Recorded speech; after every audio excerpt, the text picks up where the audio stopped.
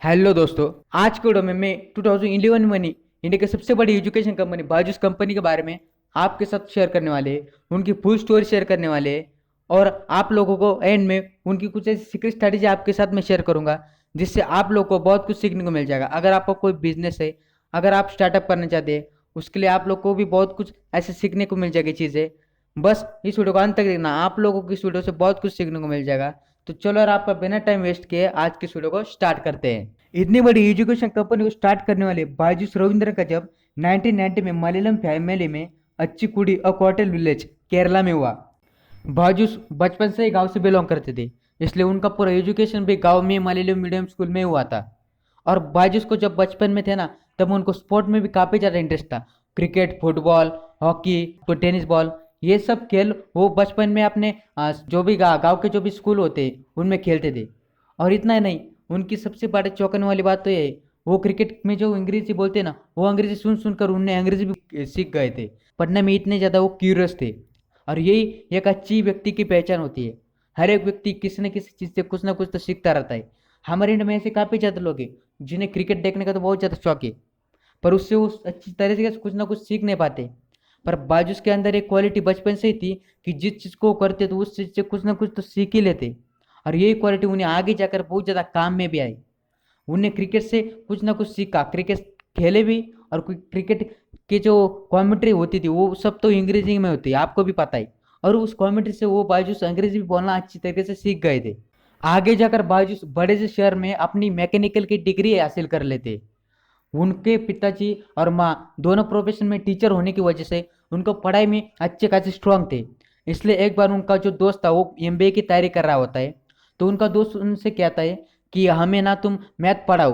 क्योंकि बाजुस की माँ मैथमेटिक टीचर थी, इसलिए बाजुस का जो भी पढ़ाई के ऊपर जो फोकस तो अच्छा था और मैथ में भी उनको बहुत ज़्यादा स्ट्रांग थे। इसलिए उनका दोस्त बोला कि आप हमें मैथ पढ़ोगे क्या। तो बाजुस ने उन्हें हाँ बोला, कि बाजुस बोले कि हाँ मैं आपको मैथ पढ़ाऊंगा। और उसी दिन से बाजुस ने उन्हें मैथ पढ़ाना स्टार्ट किया। और जब एंड में एग्जाम आया तो उनका दोस्त उनको ऐसे ही मजाक में बोल देता है कि क्यों ना आप भी ट्राई करो, आपने हमें पढ़ा है तो आपको अच्छी तरीके से पढ़ाना भी आता है और आपको अच्छी तरीके से आता भी होगा जो भी उस एग्जाम में होता है। तो बाजुस उन्हें ऐसे ही उनके एक दोस्त के कहने पर वो एग्जाम देते हैं एमबीए का। और सबसे ज़्यादा हैरानी की बात तो ये है, 100 में 100% लेकर पास हो जाती है। और बाजुस को उसके बाद कई सारे ऑफर भी आ जाते हैं, पर बाजुस उस सभी ऑफर को ठुकरा कर बच्चों को पढ़ना स्टार्ट कर देती। और बाजुस की जो मैकेनिकल इंजीनियरिंग की पढ़ाई हुई थी उसकी वजह से बाजुस को एक अच्छी मल्टीनेशनल कंपनी में जॉब भी लग गया था। पर वो बाजुस वो जॉब को भी छोड़कर टीचिंग के ऊपर ध्यान देने लगती। तो बाजुस कई सारे बच्चों को पढ़ाना स्टार्ट कर देते और वही से बाजुस की असली ज़िंदगी की शुरुआत हो जाती है। बाजुस कई सारे बच्चों को पढ़ाना स्टार्ट करते थे। आगे जाकर बाजुस को रियलाइज़ होता है कि हमारे जो भी इंडियन एजुकेशन सिस्टम है ना, उनमें बहुत ज़्यादा कमियाँ है। बहुत ज़्यादा कमियाँ बाजुस को दिखाई देने लगती है। तो बाजुस ये तब से ठान लेते हैं कि इस कमी को मैं खुद दूर करूँगा। उन्होंने उसी वक्त बिना सोचे अपने वाइफ के साथ मिलकर एक प्लेटफॉर्म शुरू किया जिसका नाम उन्होंने बाजुस रखा। और वहाँ से वो बच्चों को पढ़ाने लगे। और वो साल था 2011 का। उस समय में वो खुद बच्चों को पढ़ाते थे। उन्हें बच्चों को क्वालिटी एजुकेशन देने पर फोकस कर दिया। और धीरे धीरे उन्होंने अपना जो भी हेडक्वार्टर है वो बेंगलोर में शिफ्ट कर दिया। और वहाँ पे उनने अपनी पूरी तरीके से टीम बनाई। और टीम बनाने के साथ साथ बच्चों को अच्छी तरह की एजुकेशन प्रोवाइड करना। और उनकी टीम के एफर्ट की वजह से अब बाजुस को बहुत सारे बच्चे पसंद भी करने लग गए थे। और हाल ही में अगर देखें तो 115 मिलियन से भी ज़्यादा रजिस्टर्ड स्टूडेंट अभी बाजुस के पास है। और उनकी पूरी कंपनी की वैल्यूएशन 22 बिलियन है। मतलब आप इसी से अंदाजा लगा सकते हो कि बाजुस कंपनी कितनी बड़ी एजुकेशन कंपनी बन गई है हाल ही में इंडिया के अंदर। यह तो हो गई बाजुस कंपनी के बारे में। अब उनकी कुछ सीक्रेट स्ट्रेटेजी हम लोग देख लेते हैं जिसकी वजह से बाजुस जैसी बड़ी कंपनी यहाँ तक पहुँची है। उनकी सबसे पहली स्ट्रैटेजी ये है कि क्वालिटी एजुकेशन। अगर आप बायजूस ऐप अगर आपने यूज़ किया होगा तो आपने नोटिस किया ही होगा कि उनकी जो एजुकेशन होती है ना, वो सबसे ज़्यादा क्वालिटीदार रहती है। अगर आप उनके कंप्यूटर देखोगे तो आपको एक बात नोटिस होगी कि वो उनके कंप्यूटर अलग ढंग से पढ़ाते हैं और वो अलग ढंग से पढ़ाते हैं। एग्जाम्पल के लिए उनके कंप्यूटर जो होते हैं वो व्हाइट बोर्ड के द्वारा पढ़ाते हैं। पर बाजुस का उन सबसे कुछ अलग एजुकेशन था। बाजुस क्या करते हैं, बाजुस का पूरा ग्रीन सेटअप रहता है और उस ग्रीन सेटअप के अंदर वो लोग डायरेक्टली रियलिटी विजुअलिटी के साथ में पढ़ाते हैं जिससे बच्चों को अच्छी तरीके से विजुअलाइज हो जाए। एग्जाम्पल ले लो कि आप अगर ह्यूमन बॉडी की पूरा स्ट्रक्चर पढ़ा रहे हो अगर उनके टीचर ह्यूमन बॉडी की पूरा स्ट्रक्चर पढ़ा रहे हो तो वो क्या करते हैं, वो पूरा जो कि ग्रीन सेटअप होता है ना, उसके अंदर पूरा आपके अंदर के पूरे सेल दिखाते हैं, हर एक पार्ट, बॉडी का पार्ट आपको एनिमेटेड के थ्रू दिखाते हैं।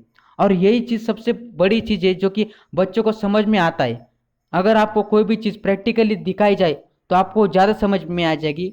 फिलहाल इस चीज़, जो चीज़ आपको ब्लैक बोर्ड में या व्हाइट बोर्ड में पढ़ाई जाती है, और यही बायजूस ने सबसे ज़्यादा चीज़ इस्तेमाल की। वो क्या करते हैं कि वो डायरेक्टली विजुअलाइजेशन के थ्रू दिखाते हैं, उनका जो भी ग्रीन सेटअप होता है उनके थ्रू ये दिखाते हैं, जिससे बच्चों को अच्छे तरीके समझ में भी आ जाता है, और उनके जो भी बिजनेस है उसमें जो एंट्री बैरियर है वो पड़ जाता है।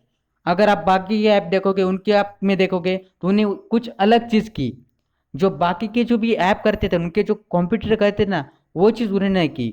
और वही सबसे ज़्यादा बेनिफिट बायजूस को पड़ा कि उनकी क्वालिटी एजुकेशन जो बच्चों को नहीं मिल पा रही थी वो बायजूस के द्वारा मिल पा रही थी। इससे बायजूस को भी बेनिफिट हुआ और बच्चों को भी बेनिफिट हुआ, और यही सबसे ज़्यादा जरूरी उनकी स्ट्रैटेजी है। उनकी स्ट्रैटेजी नंबर 2, यह स्ट्रैटेजी इतनी ज़्यादा ज़रूरी है कि आप अगर इस दुनिया के सबसे बड़े बड़े ब्रांड अगर देखोगे ना, उस ब्रांड ने भी ये स्ट्रैटेजी यूज़ करते हैं, और ये स्ट्रैटेजी यूज़ करके वो ब्रांड उस मुकाम तक पहुँचे। आपने ये लाइन सुनी होगी कि यहाँ का गुंडा मैं हूँ और यहाँ पे राज मैं ही करता हूँ। और यही स्ट्रैटेजी आज सबसे बड़े बड़े ब्रांड होते ना वो यूज़ करते हैं। अब कैसे हो मैं आपको बताता हूँ। मान लो कि बायजूस अगर आपने देखे होगी तो बायजूस के जो कंप्यूटर होते हैं, जो भी छोटे छोटे कंप्यूटर होते हैं, बायजूस उन्हें टिकने नहीं देता है। उसे कहते हैं किल द कंपटीशन। मतलब कि अगर आपसे कोई भी छोटा ब्रांड अगर मार्केट में आ जाए तो उसे दुगनी प्राइस देकर डायरेक्टली खरीद लो, जो कि आपको आगे जाकर वो कॉम्पीट कर ही ना सके। और ये बायजूस की सबसे बड़ी जरूरी स्ट्रैटेजी। बायजूस क्या करता है, अगर उससे छोटा कोई भी ब्रांड आ जाता है तो वो उसे खरीद लेता है। और अभी के समय में अगर आप देखोगे तो बायजूस के अंडर काफ़ी ज़्यादा ब्रांड काम करते हैं, जैसे कि व्हाइट एज जूनियर हो गया है, आकाश इंस्टीट्यूट हो गया है। इन सब बड़े बड़े ब्रांड को भी बायजूस ने खरीद लिया है। बायजूस की तीसरी सबसे ज़रूरी स्ट्रैटेजी वो है उनकी मार्केटिंग स्ट्रैटेजी। मैं आपको उनकी मार्केटिंग स्ट्रैटेजी बताने से पहले एक बात क्लियर कर देता हूँ कि बायजूस हर साल अपने मार्केटिंग स्ट्रैटेजी के लिए या अपने मार्केट 450 करोड़ रुपए खर्च करता है। मतलब आप इससे अंदाजा लगा सकते हो कि बायजूस अपनी मार्केटिंग किस लेवल की मार्केटिंग करता है। आप जो टीवी पे शाहरुख खान का जो ऐड देखते हो तो शाहरुख खान को भी 80 से 60-70 करोड़ तक बायजूस हर साल चार्ज करता है, जिससे शाहरुख खान की आप ऐड देख पाते हो। और वैसे भी बायजूस को कोई ज़्यादा इंप्रेशन मिल पाती है। उनकी डिजिटल मार्केटिंग हो गई, उनकी उनके टीवी एड्स हो गए या इन्फ्लुएंसर मार्केटिंग हो गई, वो सब अलग अलग रखते हैं। या ये नहीं करते हो कि सभी सभी कॉम्पिटिटर की तरह की एक ही ऐड हर प्लेटफॉर्म पे चलाते हैं, नहीं, अलग अलग प्लेटफॉर्म पे अलग अलग एड्स आप लोगों को दिखने मिल जाएंगे। जैसे कि अगर आपने उनकी यूट्यूब पर एड्स देखी होगी तो यूट्यूब पर उनके वो एनिमेटेड वीडियोस की थ्रू दिखाते हैं कि पब्लिक को ये अच्छी तरीके से कन्विंस कर देते हैं कि हमारी जो भी टीचिंग होती है ना वो टीचिंग एनिमेटेड के थ्रू होती है, मतलब बाकियों से अलग होती है, ये उनको दिखा देते हैं। और टीवी पर अगर आप उनके एड्स देखोगे, टीवी पर शाहरुख खान के एड्स दिखाते हैं, शाहरुख खान के जो भी बच्चों को पेरेंट के साथ में जो लगा होता है वो दिखाते हैं। और उनका सबसे ज़्यादा फोकस ना पेरेंट की तरफ भी होता है। और उनकी इन्फ्लुएंस मार्केटिंग भी बहुत ज़्यादा तगड़ी है, वो इन्फ्लुएंस के थ्रू भी मार्केटिंग बहुत अच्छी तरीके से करते हैं। और अगर आप बायजूस की पर्सनल टीम देखोगे मार्केटिंग की, वो भी बहुत अच्छी तगड़ी है। अब आप बोलोगे ये पर्सनल मार्केटिंग टीम क्या होती है? वो ऐसी टीम होती है जो उनकी पर्सनल टीम, जैसे कि अगर उनकी ऐप इंस्टॉल करते हो तो वो आपको रजिस्ट्रेशन के लिए मांगते हैं। अगर आपने उनके ऐप पर रजिस्ट्रेशन किया तो आपका नंबर और आपकी सभी इंफॉर्मेशन बायजूस के पास चल जाती है, जिससे उनकी जो टीम होती है ना वो डायरेक्टली आपको कांटेक्ट करती है या आपके पापा को कांटेक्ट करती है। उनका सबसे मेन फोकस बच्चों की पापा के ऊपर होता है, जो कि वो उनको एजुकेशन देने वाली है। और हमारी इंडिया की सबसे अच्छी बात यह है कि हमारे पेरेंट कभी भी एजुकेशन के मामले में पैसों को नहीं देखते, पहले एजुकेशन को देखते। और वही सबसे बड़ी बात बायजूस ने कवर की अपने इंडिया के अंदर बायजूस ने क्या किया, बायजूस ने जो कि बच्चों के पेरेंट होते हैं ना उनको टारगेट किया और उनको कॉल किया, हमारे पास ऐसी ऐसी एजुकेशन हम प्रोवाइड करते हैं बच्चों को। और उससे बायजूस की काफ़ी ज़्यादा सेल भी बढ़ने लगे। अब अगर आप इमेजिन कर लो कि इतनी बड़ी उनकी मार्केटिंग स्ट्रेटेजी अगर स्ट्रांग हो किसी भी ऐप की, तो हाल ही में ये कोई बड़ी बात नहीं है कि उनकी सेल बढ़ेगी। और इतनी सभी अच्छी चीज़ों की वजह से बायजूस आज इस मुकाम तक पहुंच पाए। अभी के लिए इस वीडियो में इतना ही गाइस। आई होप आपको वीडियो पसंद होगा। और मेरी सीरीज है जिसमें मैं अलग अलग स्टार्टअप के बारे में आपको एनालाइज करके बता देता हूँ और उनकी जो सीक्रेट स्ट्रैटेजी जो आपके ऊपर आपके लिए बता देता हूँ, जिससे आप लोगों को बहुत कुछ सीखने को मिलता रहेगा। तो अगर आप लोग मेरे ऐसी वीडियो देखना चाहते हो मेरे चैनल को सब्सक्राइब कर सकते हो और कमेंट में मुझे बता सकते हो कि आप लोग को वीडियो कैसा लगा। अभी के लिए चलता हूँ, बाय बाय, मिलते हैं अगले वाले ऐसे ही अच्छे केस स्टडी के वीडियो में।